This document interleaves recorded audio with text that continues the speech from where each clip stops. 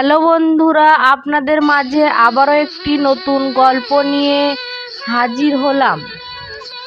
তো গল্পটি অনেক গুরুত্বপূর্ণ হতে চলেছে, এখান থেকে কিছু শিখতে পারবেন। আশা করি গল্পটি অনেক অনেক ভালো লাগবে। চলুন শুরু করা যাক। গল্পের মূল বর্ণনা, পিচ্চি বউ পিচ্চি বরের ভালোবাসা, পর্ব 1। আজ আমার বিয়ের জন্য এখনো অনেক ছোট, মাত্র এসএসসি পরীক্ষা দিয়ে কলেজে উঠলাম। কিন্তু একটা ভালো ছেলের মতো পরিবারের কথা অমান্য না করে বিয়ে করতেই হলো। ভাবছিলাম পড়ালেখা শেষ করে একেবারে বিয়ে করব। কিন্তু আচ্ছা যাই হোক, মূল গল্পে আসা যাক। বাড়িটা অনেক সুন্দর করে সাজানো হয়েছে। শহরের সবচেয়ে বড়লোকের ছেলের বিয়ে বলে কথা। মেয়েটা মানে আমার হবু বউ, আমার আব্বুর বন্ধুর মেয়ে। এখন ওদের বাড়িতে যাওয়া হবে। যেতে যেতে আমার পরিচয়টা দিয়েই ফেলি। আমি মোহাম্মদ রিয়াদ আহমেদ জিহান পরিবারের দ্বিতীয় ছেলে।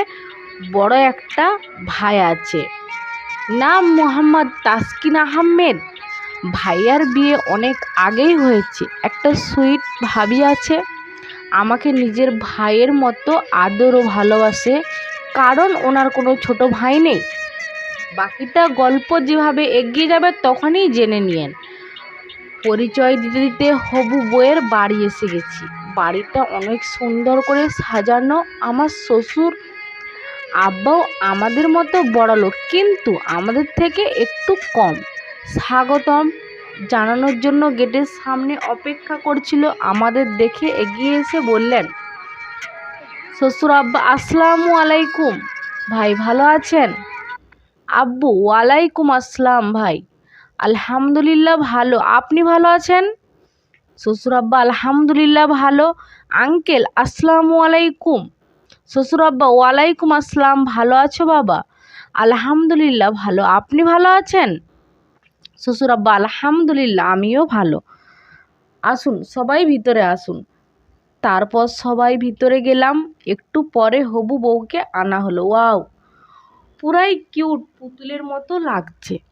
হালকা সুন্দর করে সাজুগুজু করছে। হালকা গয়নাটি পরে আছে, কোনো হারাম টিপ পরে নাই বউটা।